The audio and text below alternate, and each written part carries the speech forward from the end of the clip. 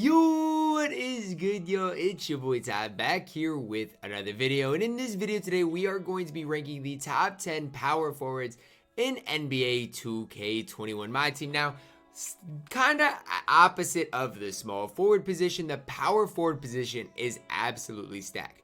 You could make a case that the guy that is number 10 on this list is still playable in competitive type settings. You really truly can, considering I ran him in a comp game less than a week ago. In a comp game, what I mean is like a tournament wager, something like that. So power forward position is absolutely stacked. So if you don't see your favorite guy on this list in specifically, it's probably because I just preferred the other guys to them. It doesn't necessarily mean he's bad, this and that. Just that, you know, it's super tough when we're talking about the best of the best. That is why I do these top 10 lists, so you guys know where I prioritize each and every one of these players. Before we dive into number 10, if you are new to my channel and have not yet, please consider smashing that subscribe button as we're on the road to 60,000 subscribers.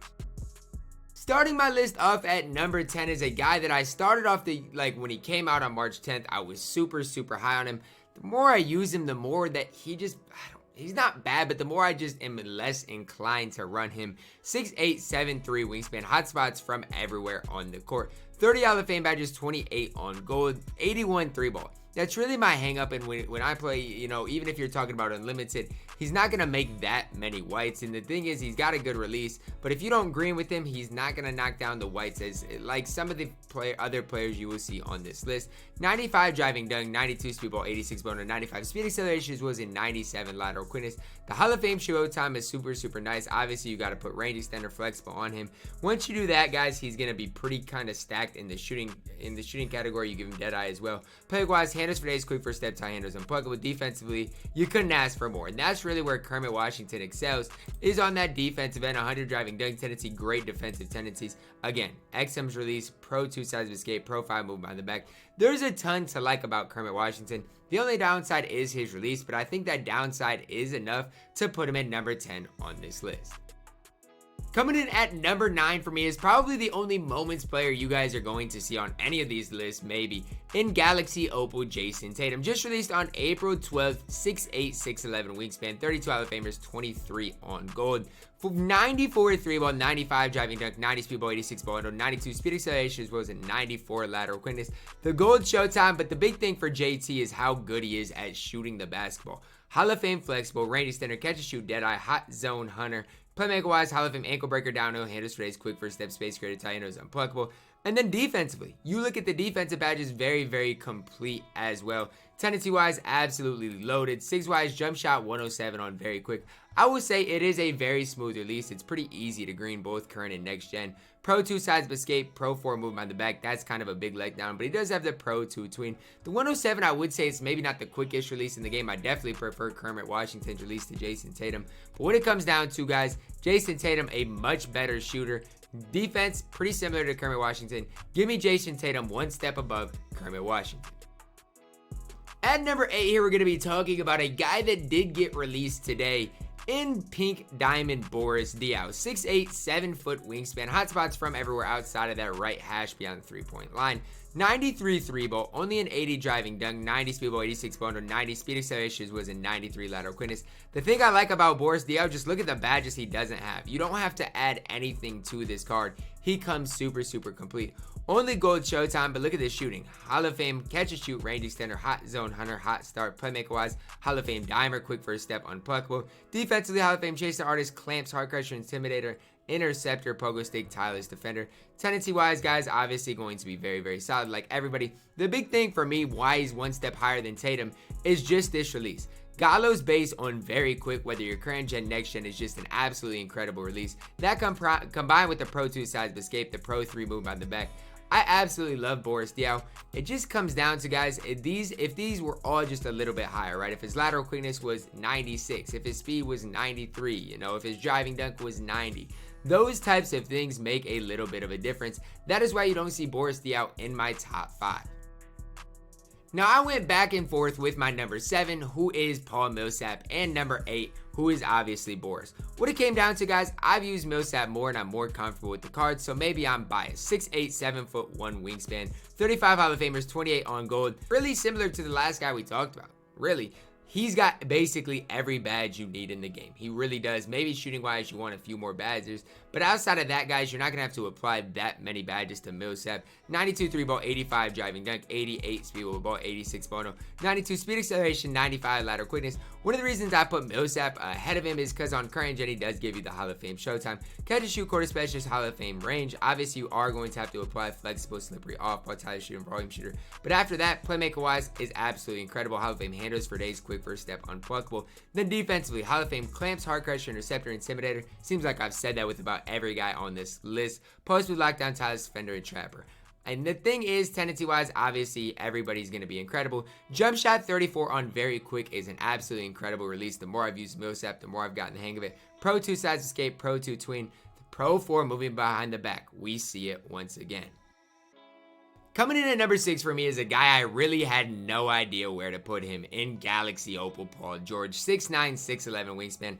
Hotspots from everywhere. 29 Hall of Famers, 27 on gold, 94 3-ball, 97 driving dunk. And I think that's the thing he gives you over the previous two guys we've talked about is just that versatility, attacking the rim. 91 speed ball, 94 ball, and 94 speed acceleration as well as a 97 lateral quickness. Hall of Fame showtime, range extender, flexible, catch and shoot, dead eye, slippery, off ball. Playmaker wise, Hall of Fame quick first step, space creator, TyDeBo does have the gold unpluckable. And then defensively, you obviously know Paul George is going to be incredible. I wish he had the Hall of Fame interceptor, but still very, very solid despite that. Defensive tendency is pretty solid. Skills wise, Paul George release on quick, a decent enough release. A lot of people are super green with it, so I can't take that away from him.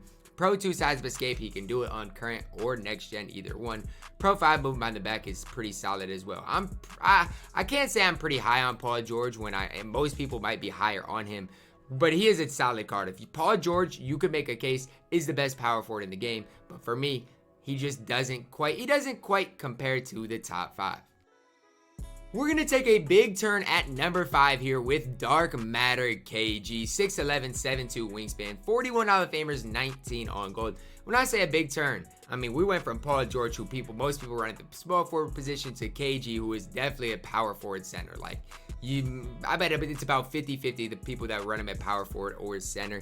Does have hotspots from everywhere outside of the top of the key. 89 3-ball, 95 driving dunk. 89 speed ball, 86 ball handle, 95 speed acceleration was a 95 lateral quickness. And that's what I love about KG. Like, a lot of people are like, well, Bosh is definitely better than KG. Well, hold up here. You can make a case that KG is better than Chris Bosh, and it's strictly because of the defense that he does give you. Hall of Fame showtime, catch and shoot, corner specialist, hot zone hunter. Does come with gold range extender. Obviously, you're going to have to apply that flexible release. Playmaker wise, Hall of Fame quick first step does come with the gold unpluckable. Look at the defensive badges, though. I could go all over each and every one of them, but he has literally every interior defensive badge on Hall of Fame. Absolutely incredible for KG. 100 driving dunk tendency, great defensive tendency. 6-wise set shot, 14 on quick.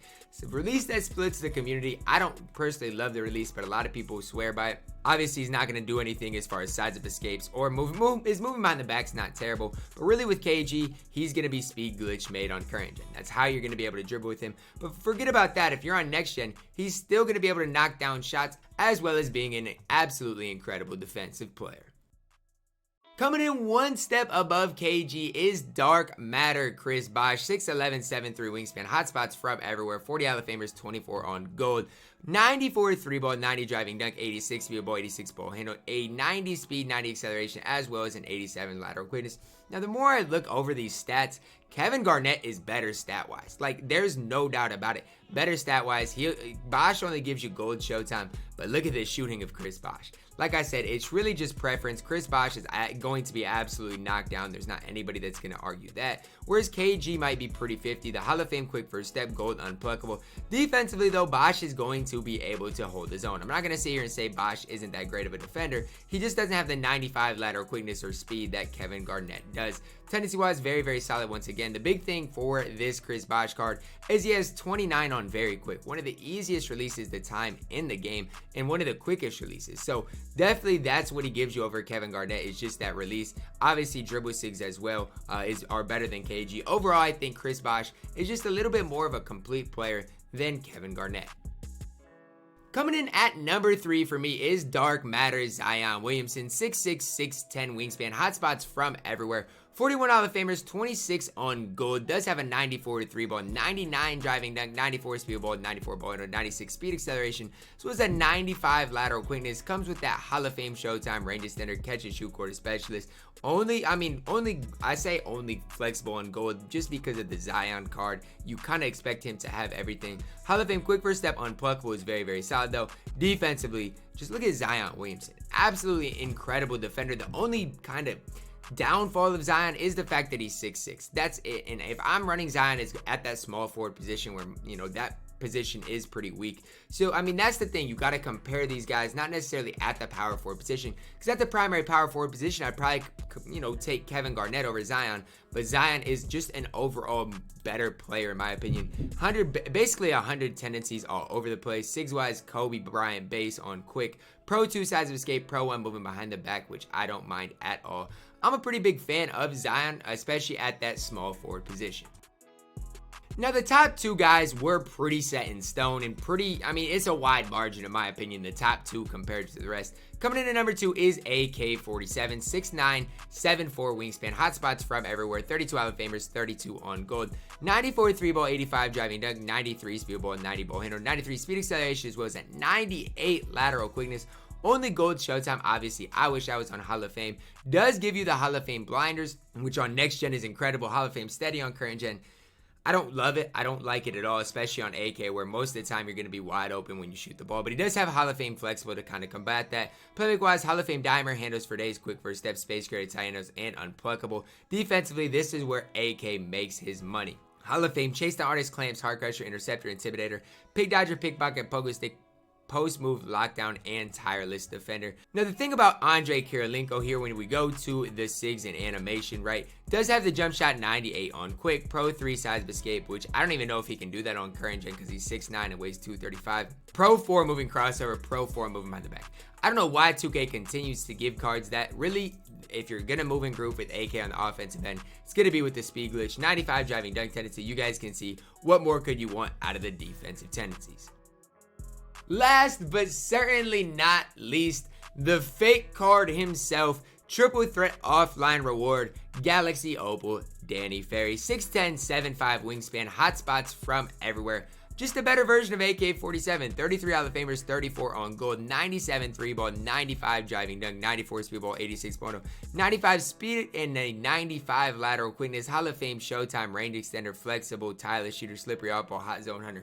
Skip it all over the place. Basically, he's got every Hall of Fame shooting badge you could possibly want. Play-wise, Hall of Fame quick first step, tight ends, unpluckable, handles for days, and does have the Hall of Fame bailout. Defensively, Hall of Fame clamps, hard crusher, interceptor, intimidator, pogo stick, and the Hall of Fame rim protector. Just kind of under the radar, like his rebounding stats, interior defense, strength, vertical. It all just kind of goes under the radar. Tendency wise, nothing more you could want. Jump shot 98, Rudy's upper on very quick. The best release in the game. Pro 2 size of escape, pro 3 moving on the back, pro 2 tween. There's nothing more you could want out of this Danny Ferry. There just really isn't. As far as best card in the game, I don't know if I'd go that far because I think Kareem, you know, those types of players, maybe even Giannis, was one step ahead of Danny Ferry. But let me tell you, at the power forward position, there is no question who the best power forward in the game is, and it is Danny Ferry. Alright, yeah, that is going to wrap it up for the absolutely loaded power forward list. Just absolutely loaded with skill sets across the board. I mean, you look at guys that didn't quite make the list, and there's a lot of good ones. But let me know who I left off the list that you guys would have had on there. Is there any next gen guys that would love Larry Bird? Let me know that down below in the comments, guys. Drop a like on the video, subscribe if you are new, and as always, man, I love you guys, and have a blessed day.